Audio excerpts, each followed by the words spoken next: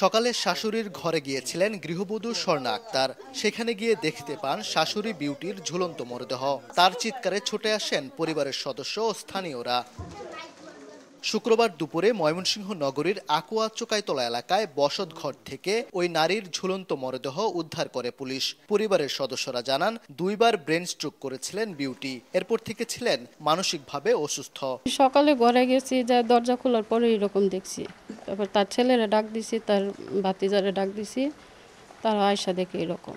আমার ভাই মেলা মেলা মানুষ স্টপ করছে, আর যদি যারা নিচ্ছে তারাই করতো। এটা আমার ভাইবার ভাগ্য। আমার ধারণা হচ্ছে মানসিক অসুস্থ থাকার কারণেই সে এরকম একটা দুর্ঘটনা ঘটে ফেলেছে। যে অপমৃত্যু মনে হইতেছে আমার কাছে, কারণ আসলে সে আরও 2 বার স্ট্রোক করছে।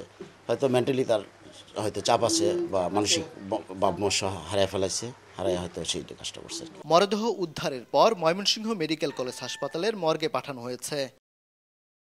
এটা আমরা একটা ইডি মামলা, অপমৃত্যু মামলা নিব এবং লাশের ফেরত রিপোর্ট প্রস্তুত করে এটা ময়মনসিংহ মেডিকেল কলেজে ময়নাতদন্ত শেষে আমরা লাশটা হস্তান্তর করব। বিউটি আকুয়া চুকাইতলা এলাকার মৃত মোফাজ্জল হোসেনের স্ত্রী।